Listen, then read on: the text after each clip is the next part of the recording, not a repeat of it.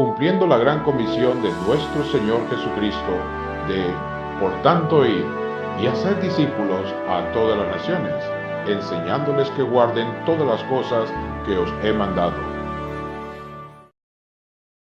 Qué gusto una vez más estar con ustedes para seguir nuestra celebración del Día de la Biblia, ¿verdad? Estamos reflexionando en ciertos temas relacionados con la escritura. Ayer veíamos algo sobre la creación de la Biblia, es decir, cómo llegamos a tener este libro de 66 obras, una obra de 66 libros, una biblioteca básicamente, dada por Dios como una historia, la historia de cómo Él salva a la humanidad y reconcilia al mundo consigo mismo. Hoy vamos a hablar específicamente sobre las versiones de la Biblia. Ese va a ser nuestro tema el día de hoy. Y bueno, voy a tratar de reaccionar a una pregunta que se hace mucha gente y lo voy a plantear de esta forma en el tema de esta noche. ¿Por qué hay tantas Biblias? ¿Por qué? Y de hecho a muchas personas les causa un poco de problema este tema de que haya tantas Biblias. Algunos piensan que, bueno, hay tantas Biblias porque los intereses son muchos y entonces, claro, si le interesa a uno tener cierto tema, entonces produce una Biblia para justificar ese tema que uno tiene o esa creencia o esa práctica. Eso no es cierto en la gran mayoría de los casos, ¿verdad? Y la razón por la que hay muchas Biblias más bien le agrega algo especial a la Biblia, como veremos durante esta noche. Vamos a tratar de ver también las características de las principales traducciones de la Biblia. Así que pónganse cómodos, si tienen alguna pregunta o comentario, anótenlo y bueno, el día de mañana estaremos tratando de responder ahí algunas de estas interrogantes y dudas que está bien que todos tengamos. Está muy bien que tengamos dudas e interrogantes porque esa es la manera. La Biblia, como dijo en alguna ocasión el famoso Charles Spurgeon, dijo él, la Biblia no es necesario defenderla. Ella se defiende sola, igual que un león. Yo no necesito defender al león, simplemente lo que tengo que hacer es desatarlo y él solito se va a defender.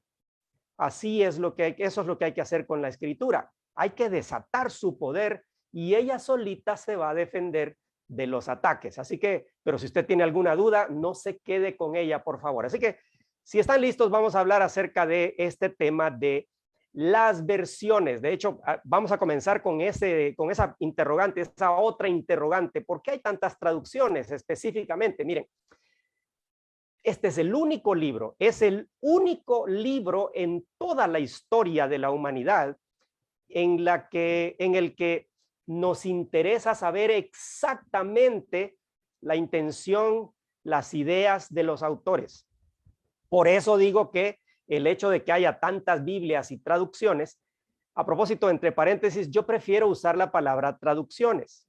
La palabra versiones no es que esté mal, pero algunos nos podrían acusar de que tenemos nuestra propia versión de los hechos.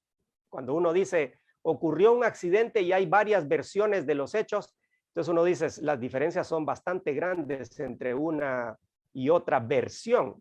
Pues no se trata de eso en cuanto a la escritura, sino que técnicamente son más traducciones. Así que yo prefiero usar la palabra traducciones, aunque de vez en cuando usaremos la palabra versión también.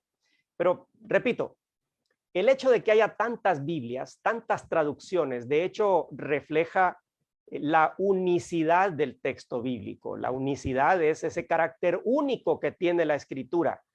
Hay otros libros famosos a través de la historia, libros hondureños que todos leemos en el colegio, por ejemplo, Prisión Verde, Blanca Olmedo y ese tipo de libros que ya conocemos, que son famosos libros hondureños. Hay otros más, por supuesto, pero digamos esos son los más famosos, los que recordamos todos que hemos leído.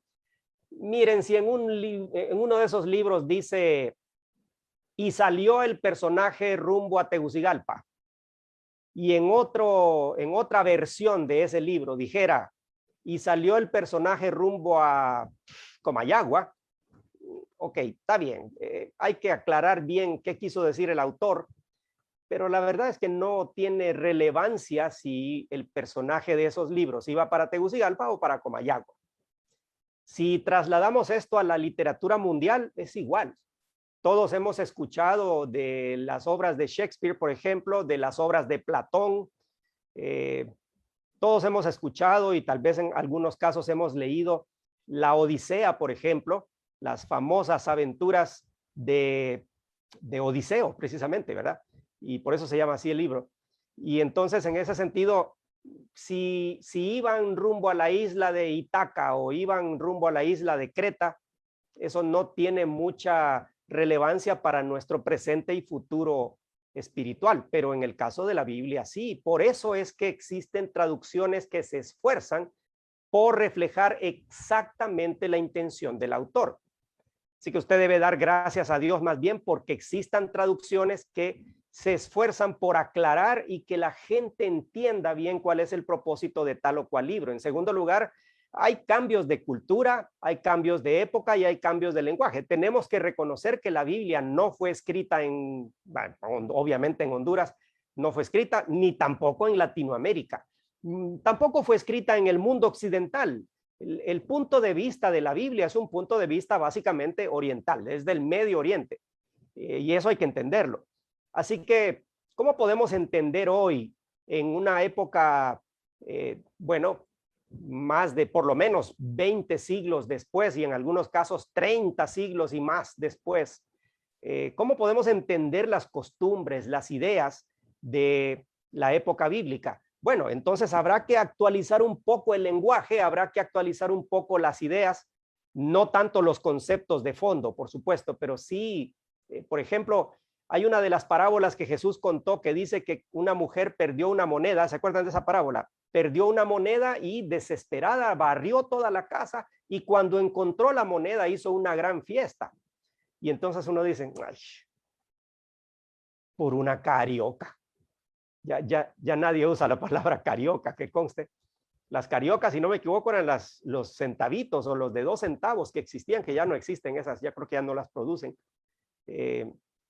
Y entonces uno dice, ¿qué otra frase? Por un búfalo, decían.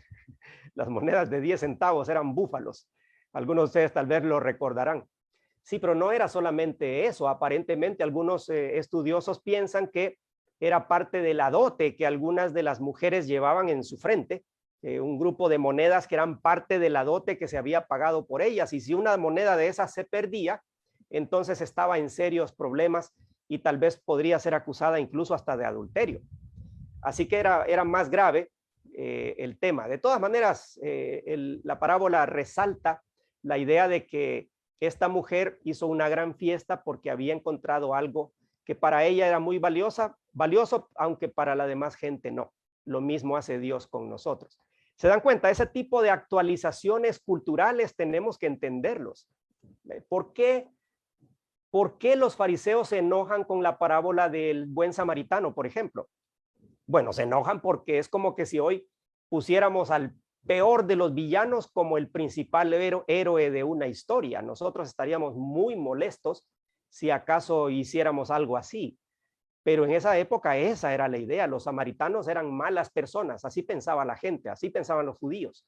Eran enemigos con los samaritanos. Así que esos cambios de cultura, de lenguaje, de época, necesitan ser actualizados y para que entendamos mejor el mensaje que nos enseña la Biblia. Y claro, hoy en día tenemos distintos lectores de la escritura, por lo tanto necesitamos apelar a esas distintas personalidades. Yo aquí me regalaron cuando fui a otro país, me regalaron esta Biblia, de hecho es el Nuevo Testamento, está en inglés y el título, los que saben inglés van a entender lo que es este título, ¿verdad? Vamos a ver, está por aquí, la Biblia a prueba de agua. Una Biblia a prueba de agua, ¿y para qué? Pues la idea es que estas Biblias las utilizan personas que les gusta pescar. Entonces, igual ahí están en el río o en el lago o lo que sea, y está hecha esta Biblia de un material impermeable. No es el material normal de las Biblias. Así que para pescadores tenemos Biblias para pescadores. ¿Qué les parece?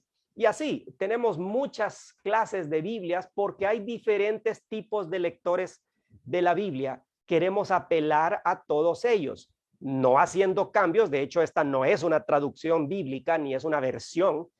Simplemente el cambio de esta Biblia es el material, pero esta, si no me equivoco, es la versión estándar en inglés, que es una de las traducciones más populares en inglés, de las cuales no vamos a hablar el día de hoy, pero es una traducción. Y otra cosa es, pues, que se hace de cierta forma para llegarle a cierto público, para que ese público lea la escritura.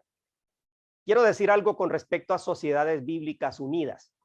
Hace varias décadas, Sociedades Bíblicas tomó la decisión de producir Biblias que incluían los libros deuterocanónicos, y los evangélicos criticaron agriamente a las sociedades bíblicas por hacer eso, diciéndoles están poniendo libros falsos, se están acomodando a la Iglesia Católica, tal y tal y tal.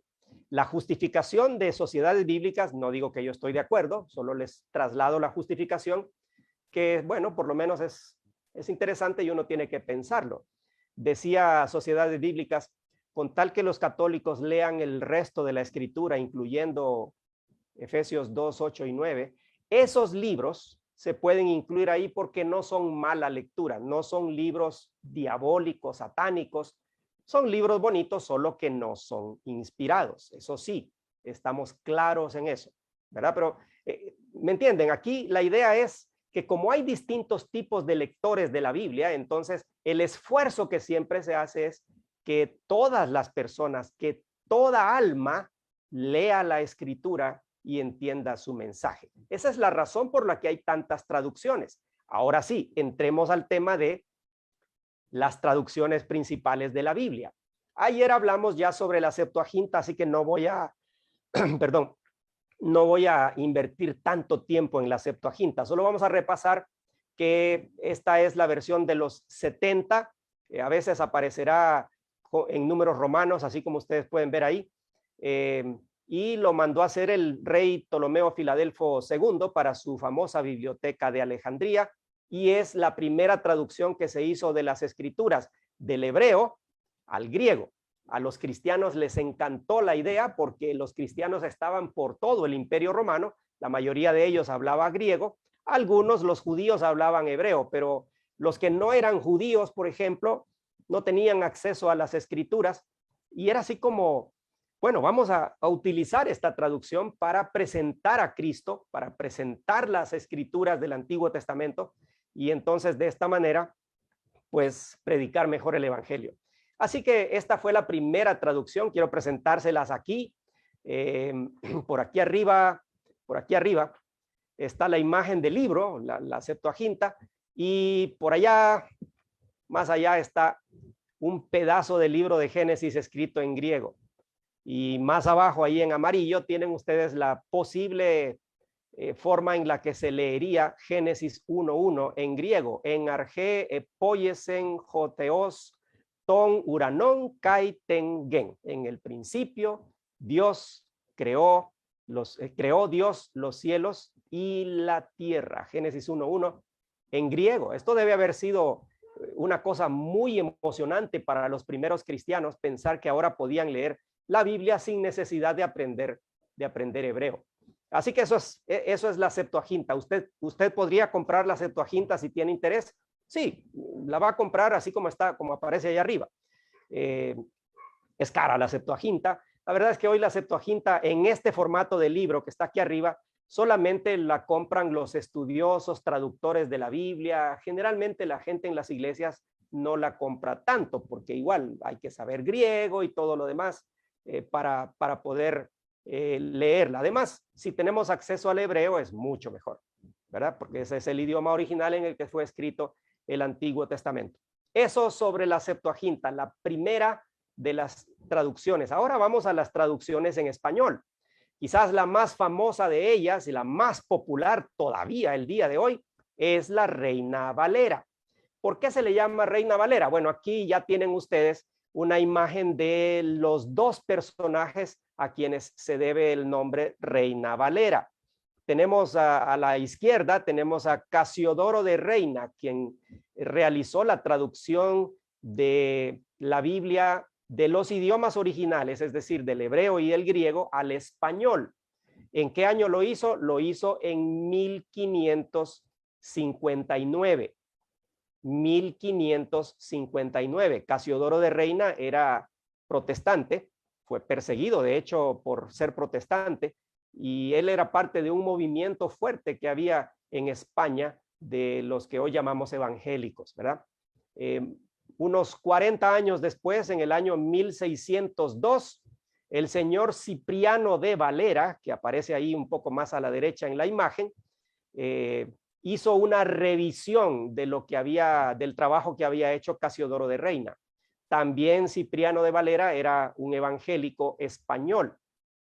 Entonces, por eso, desde ese entonces, la versión o la traducción es conocida con el nombre de Reina Valera. No es que sea una reina, sino que ese es el apellido de del traductor de la Biblia. Hay que ser honestos. La Reina Valera es un clásico de la literatura castellana, es un orgullo para todos las personas de habla hispana tener una traducción como esta en nuestro idioma. De la misma forma que Martín Lutero realizó una traducción de la Biblia al alemán, y otros más hicieron, por ejemplo, Juan Calvino hizo traducciones de la Biblia al francés. Los franceses se sienten pues orgullosos de esa traducción bíblica, los alemanes de la traducción bíblica de Lutero, y nosotros nos sentimos orgullosos, sin ninguna duda, por la traducción de la Reina Valera. Hay que reconocer también que estos personajes hicieron mucho con relativamente poco que tenían. Desde la época en la que ellos hicieron la traducción y la revisión del texto bíblico, hoy tenemos muchos más manuscritos que podemos consultar para ver si la traducción está bien hecha. Y a pesar de todo eso, la Reina Valera sigue siendo, hasta el día de hoy, quizás la traducción favorita de los evangélicos en América Latina. ¿Cuántas revisiones ha tenido la Reina Valera? Varias. La más famosa es la de 1960, que se conoce con ese nombre, la Reina Valera 60 o la Reina Valera 1960. Sociedades Bíblicas publicó una nueva revisión en 1995 que se conoció con el nombre de la Reina Valera 95, pero no llegó a sustituir la revisión de 1960.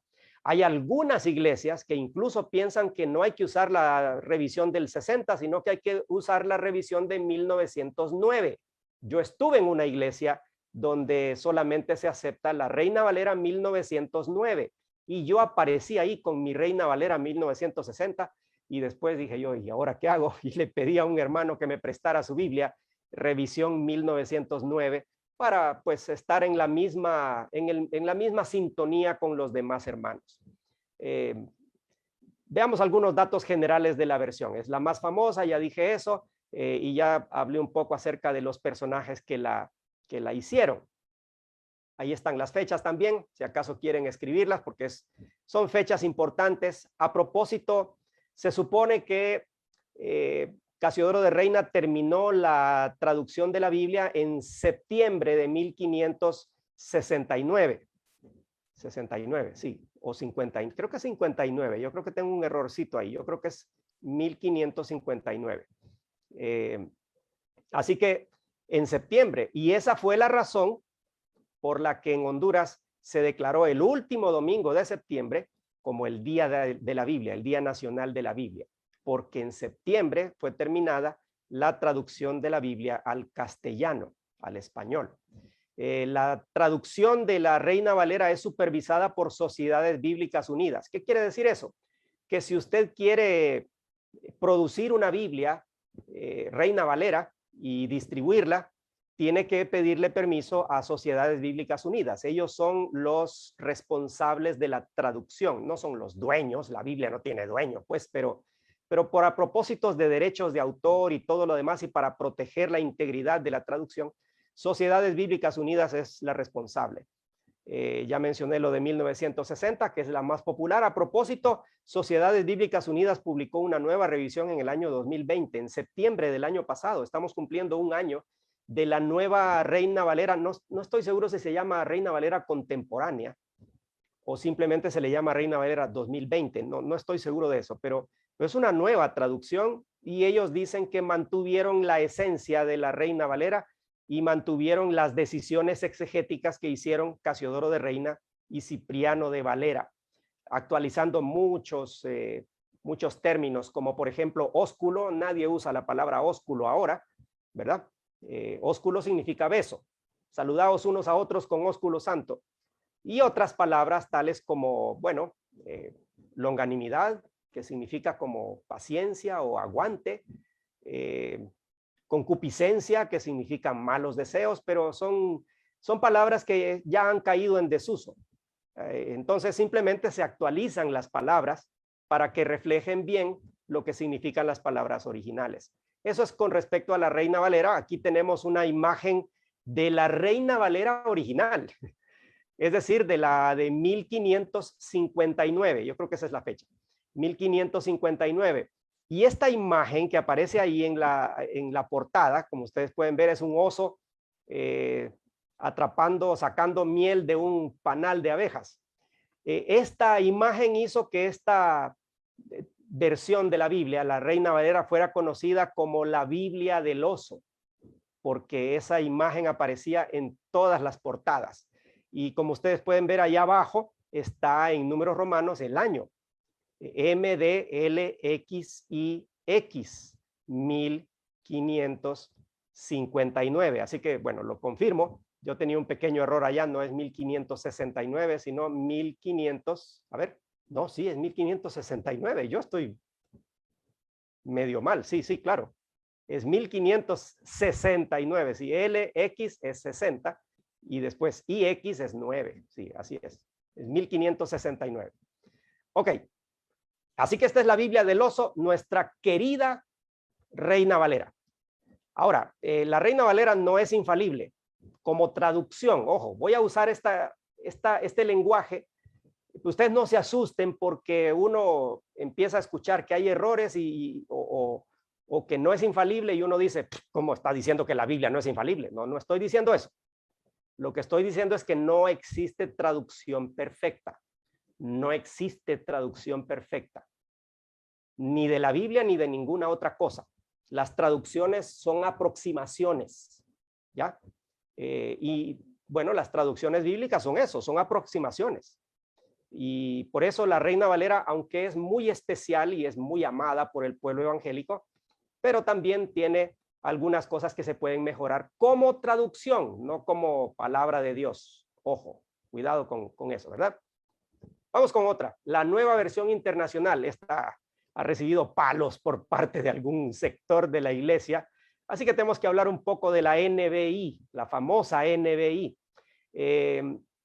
Usa un lenguaje más cotidiano, eso es intencional, elimina la palabra y el trato de vosotros y utiliza el ustedes. Algunos opinan que no se siente como lenguaje bíblico el de la nueva versión internacional.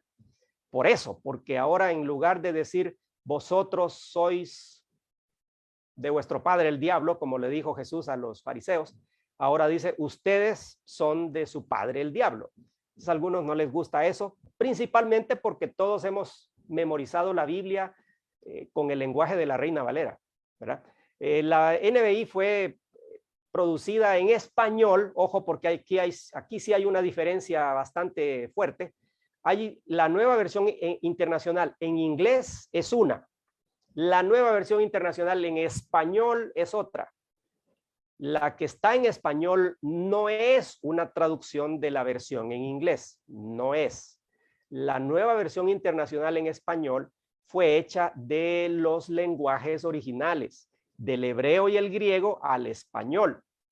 Y ojo, en español, la nueva versión internacional fue producida por un comité de lo que se llamaba antes la Sociedad Bíblica Internacional, creo que así, ahora solo tiene el nombre de Bíblica, así se llama, Bíblica.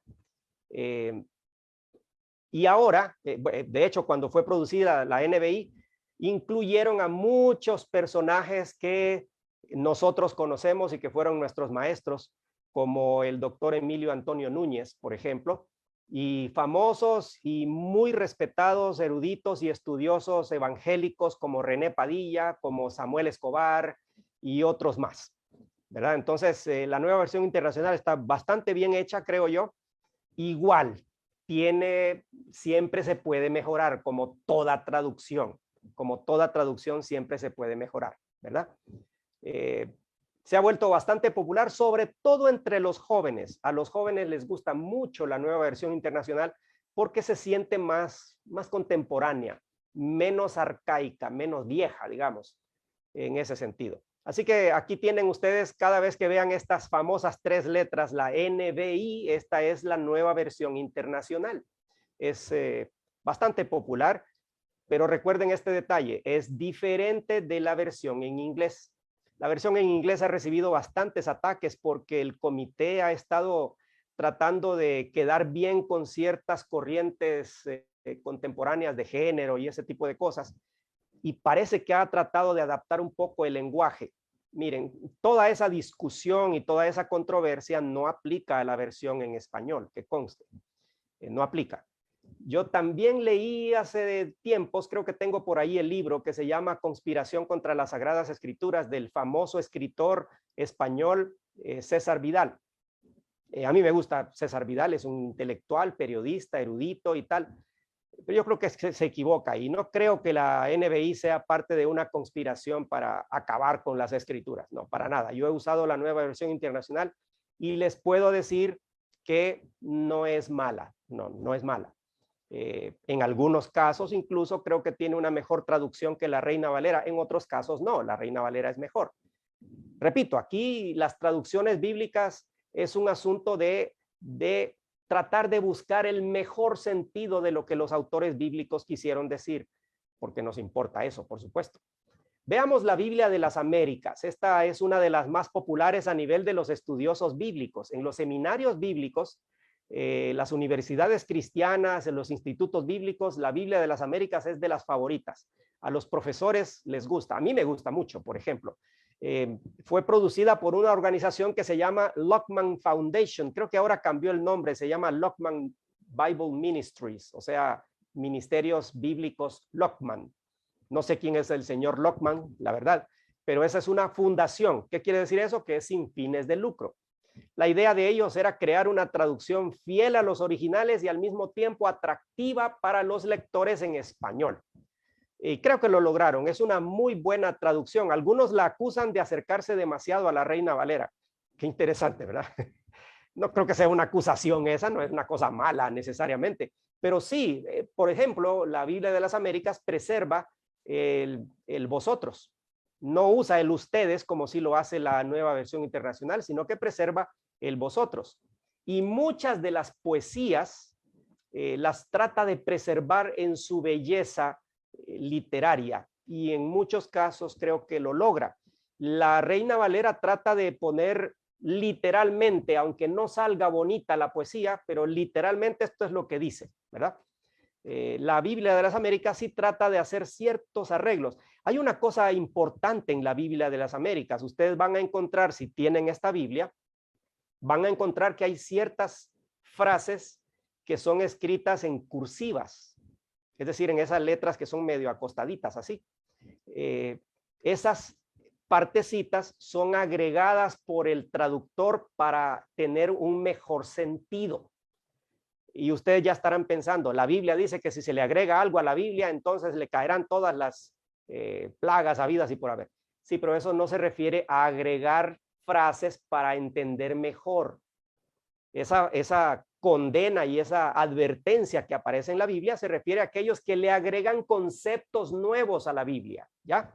No se trata de que si dice aquí el Hijo de Dios y yo digo el Hijo de Dios que es Jesucristo, le estoy agregando algo distinto. No ese es el punto, no ese es el punto ahí. Así que tengamos en mente eso, pero eso es muy útil para mí. Yo ver esas cursivas me recuerda que por lo menos ellos están reconociendo que para mantener el sentido tuvieron que agregar algo y el lector está sabido que esas pequeñas palabritas, no son muchas por supuesto, están ahí agregadas por el traductor para una mejor comprensión. Y a propósito, algo que ustedes van a ver es que utiliza, en vez de la palabra Jehová, ya la Biblia de las Américas no usa la palabra Jehová, tampoco la Nueva Versión Internacional, sino que la Biblia de las Américas decidió usar la palabra Señor, así como ustedes lo ven de este lado, allá, aquí abajo, ¿verdad? Se llama este tipo de letras, se llama versales. ¿Qué son las versales? Quiere decir que la primera es mayúscula, todas son mayúsculas, de hecho, si ustedes ven la palabra Señor, todas son mayúsculas, pero la primera es más grande y las otras son más pequeñas, ¿ya? Cuando uno ve eso en la Biblia de las Américas, uno dice, aquí se trata del nombre sagrado de Dios. Y voy a explicar por qué sucedió eso. Sucedió eso por esto. En el texto hebreo, el nombre de Dios es ese que ustedes ven ahí arriba, en caracteres hebreos. Son 4 letras. Yod, Het, Vav y Het, ¿verdad? Y entonces hay que darle vuelta. Yo por eso en amarillo se los puse YHWH. De ahí es de donde viene el nombre Yahweh o Yahvé, que ustedes han escuchado que se usa a veces. Los judíos respetaban tanto este nombre que dejaron de pronunciarlo. De hecho, hoy ya no sabemos cómo se pronunciaba este nombre y lo peor es que el texto hebreo original no tenía letras vocales. ¿Qué hacían los judíos cuando llegaban a este nombre que se llama el tetragramatón, que quiere decir un nombre de 4 letras? ¿Qué hacían cuando llegaban aquí? Bueno, lo que los judíos hacían era que en vez de decir Yahweh o Yahvé o lo que sea, decían esta palabra, esta otra palabra que les acabo de poner aquí. Es la palabra Adonai. Adonai significa Señor. Y tiene, yo puse las vocales en chiquito, ¿verdad? A, O, A. Y la I no es vocal, no es una I latina, sino que es una Y. Es la misma Yod que del otro nombre. Adonai. Entonces, cada vez que llegaban aquí, en vez de decir Yahweh, decían Adonai, es decir, Señor. Con el tiempo, los traductores de la Biblia dijeron, ¿qué hacemos nosotros? Lo que vamos a hacer es poner las consonantes del nombre de Dios, Yahweh o lo que sea, y poner las vocales del nombre Adonai. Y resultó esto. Resultó Yahová. Y de aquí es de donde viene nuestro nombre, Jehová. Es un híbrido entre los dos nombres, el nombre Yahweh o Yahvé o como se pronunciara, y el nombre Adonai. Ahora las traducciones más contemporáneas están eliminando la frase Jehová porque realmente es un híbrido un poco extraño ahí, ¿verdad? Entonces han decidido utilizar el nombre Adonai, es decir, Señor, para no decir Yahvé o Yahweh o Yahvé, como dicen otros que se podía traducir, porque realmente no sabemos cómo se pronunciaba. Así que esta es la razón por la que la Biblia de las Américas utiliza el nombre Señor en lugar de el nombre Jehová. Aquí tienen ustedes la Biblia de las Américas de estudio, muy buena, tiene bastantes notas útiles. Así que ahí está. Esta es una de las favoritas de los profesores de los seminarios. La traducción en lenguaje actual no tuvo el impacto que las sociedades bíblicas esperaban. Ellos produjeron esta traducción para los niños. Dijeron, la idea es que los niños comprendan bien el mensaje de la escritura. Entonces, claro, hicieron un esfuerzo por ponerlo de manera lo más sencillo que se pudiera, el mensaje de la escritura.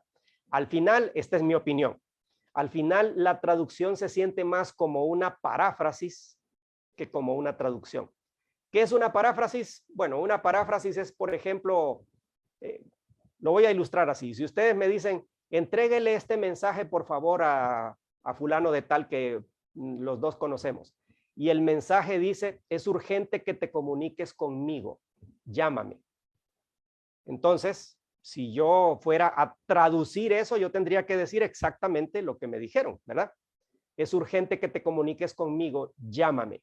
Una paráfrasis sería una interpretación, sería, fíjate que te acordás de la amiga nuestra, ¿sí? Ok, esta parece que está en un grave problema, necesita comunicarse contigo, llamala por teléfono. ¿Se dan cuenta de todo lo que yo le agregué? Y claro, podría ser que yo aclarara mejor el sentido del mensaje original. Aquí el riesgo es que puede ser que yo haya malinterpretado algo. Y ese es un poco el riesgo con las traducciones más contemporáneas, que hacen bastantes interpretaciones. Ojo, porque la Reina Valera también las hace. También. Acabo de predicar el pasaje de 1 Timoteo 6, versículo 17, donde dice: a los ricos de este siglo manda que no pongan su esperanza en las riquezas, las cuales son inciertas, sino en Dios, que nos da todas las cosas en abundancia para que las disfrutemos, que sean generosos, que hagan buenas obras, que echen mano de la vida eterna, dice la Reina Valera.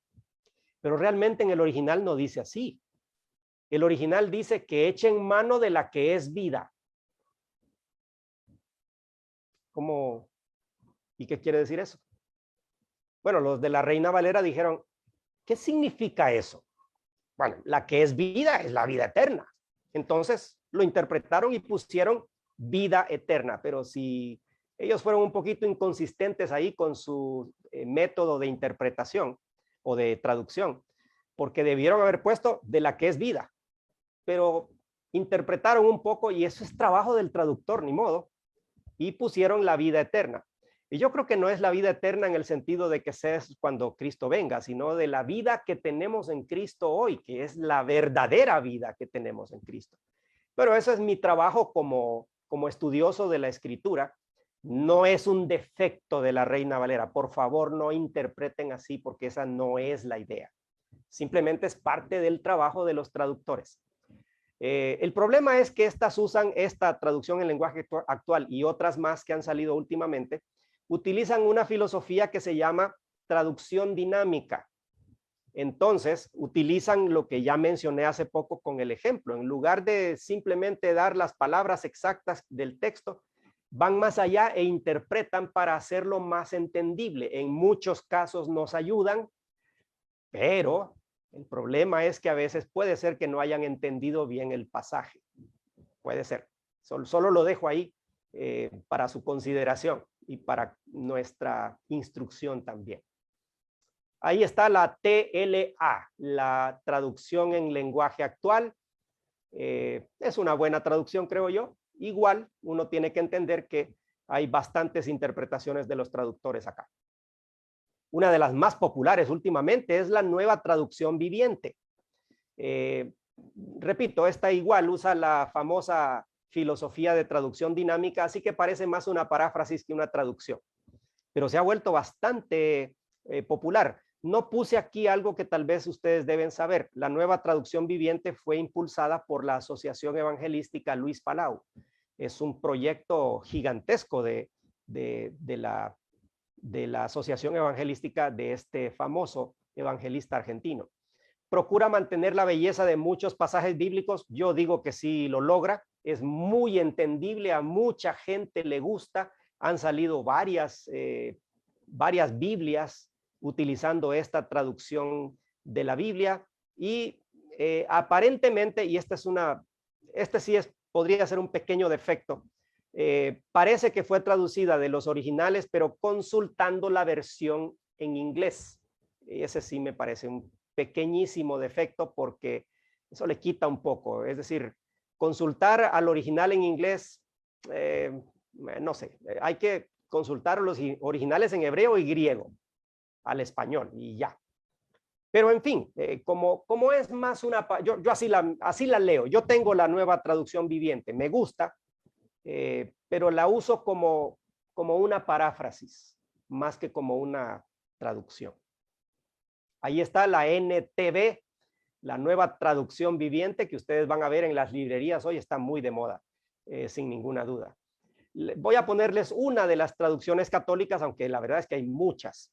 La Biblia de Jerusalén fue hecha por la Escuela Bíblica y Arqueológica de los Dominicos en Jerusalén, esa famosa orden de la Iglesia Católica, los dominicos. seguidores de Domingo de Guzmán, dedicados a la educación. Los dominicos es una orden importante en la Iglesia Católica. Trata de usar un lenguaje sencillo. Fue traducida de los originales al español consultando el francés, y de nuevo aparece esa colita ahí. Yo no estoy tan de acuerdo con eso, aunque reconozco que traducir la Biblia es una cosa bastante difícil. Así que bueno, ahí está. Aquí está la Biblia de Jerusalén, es bastante grande, tiene muchas notas explicativas. Eso no es parte de la traducción bíblica, fue agregado por ciertos maestros católicos ahí. ¿Podemos usar una traducción católica? Yo digo que sí. Yo digo que sí. Las traducciones católicas no son malas, en general no son malas. Claro, tienen los libros que nosotros llamamos apócrifos y que ellos llaman deuterocanónicos, que quiere decir de un segundo canon. Incluso ellos reconocen que son libros de una categoría diferente de los otros que nosotros tenemos, ¿verdad? Así que esta es la Biblia de Jerusalén. Y por último voy a hablar de la traducción del Nuevo Mundo. Esta es la famosísima Biblia verde de los Testigos de Jehová. Debo ser honesto, ya no es verde. Ahora la publican en color negro para que se parezca más, digo yo, no sé si es por esa razón, para que se parezca más a las otras Biblias. Fue compuesta por un comité de personas que no sabían griego y hebreo. Algunos de ellos habían tenido algunos cursos de griego y hebreo. Ahora, si ustedes le dicen esto a un amigo testigo de Jehová, él se va a ofender y va a decir que no es cierto. Pero, por ejemplo, ellos citan estudiosos bíblicos que después salieron al paso a decir, no, yo no estoy de acuerdo, no me deben citar porque yo no estoy de acuerdo con lo que ellos están diciendo. Yo usé un libro de H.E. Dana, por ejemplo, que es un famoso escritor de griego, un experto en griego bíblico, y a él lo citan a veces en la traducción y él dice, no, yo no estoy de acuerdo. La verdad es que hay muchos textos que sí cambia el sentido. Aquí sí, ahí sí yo tengo un problema bastante serio con esta traducción. Pero igual, miren, Efesios 2, 8 y 9, incluso en la traducción del Nuevo Mundo, está allí.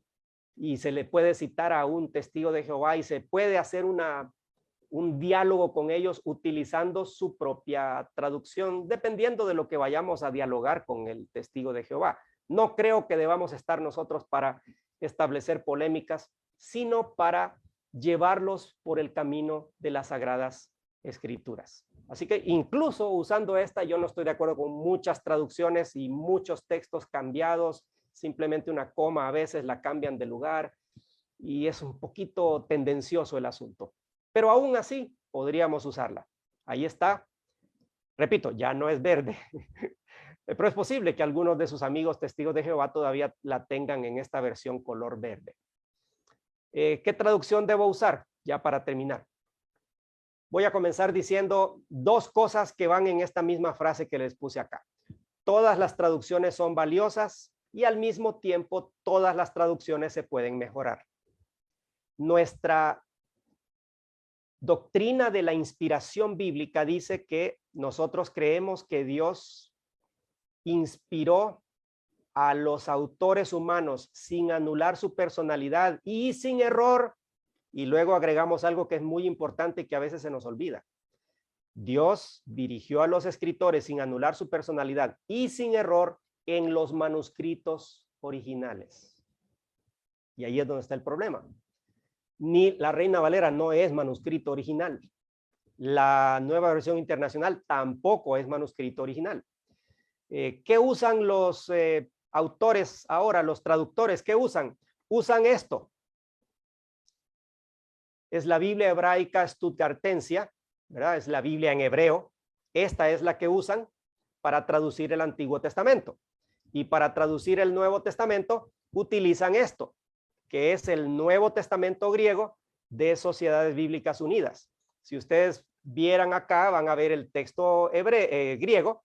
Y aquí abajo, voy a acercar un poco esto, aquí abajo en esta parte está cuáles manuscritos apoyan cuáles lecturas del texto griego. Eso es lo que los traductores bíblicos utilizan el día de hoy como su herramienta de trabajo.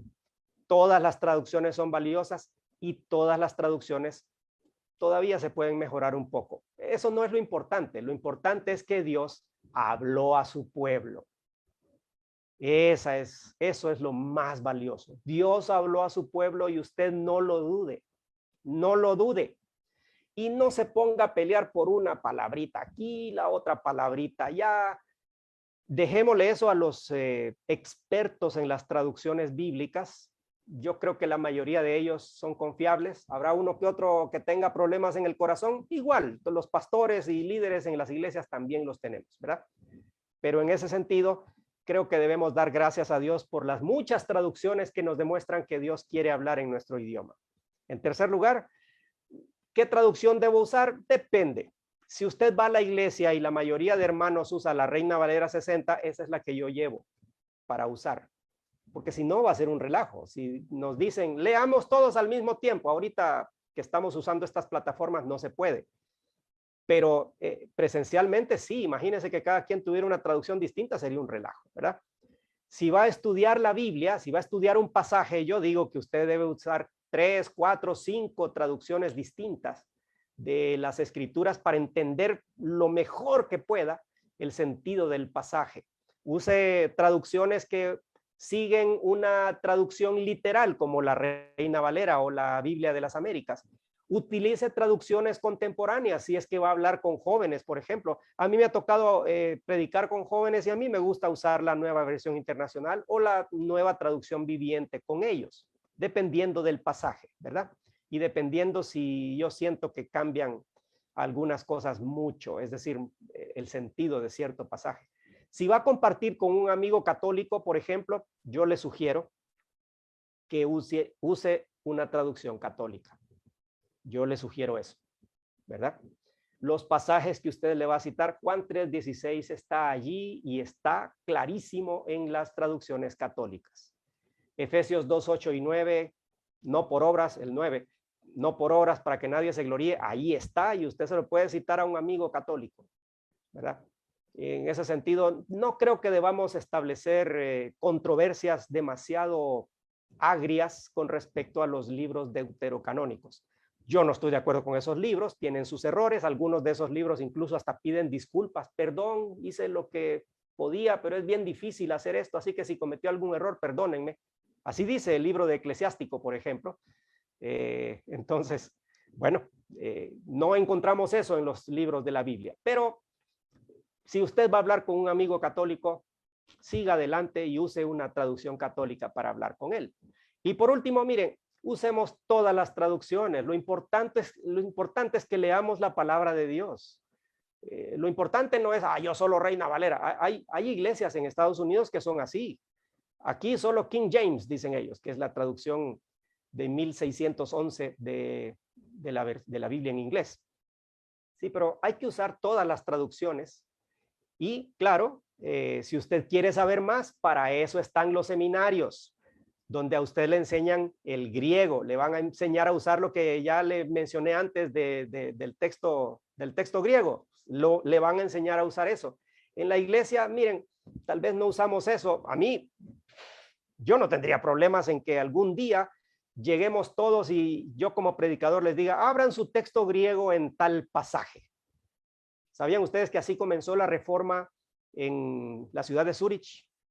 El famoso reformador Ulrico Zwinglio comenzó así, predicando la escritura usando el texto griego. Así que tampoco es malo, pero yo entiendo que la mayoría de nosotros no sabe griego. Pero si usted quiere saber más, métase, estudie más. Y usted va a encontrar que las traducciones bíblicas no son una amenaza en contra de la palabra de Dios. Todo lo contrario, demuestran que la palabra de Dios es única. Es un libro único, especial, infalible, transformador de vidas, transformador de familias, transformador de naciones. Por lo tanto, demos gracias a Dios por todo lo que Él nos da, incluso a través de las traducciones bíblicas. Oremos. Gracias, Padre, porque tú hablas nuestro idioma, porque tú quisiste comunicarte en idiomas humanos como el hebreo, el arameo y el griego. Y por medio de las traducciones, empezando con la Septuaginta y siguiendo por otras traducciones hasta llegar a nuestro idioma español, podemos saber y entender cuál es tu voluntad.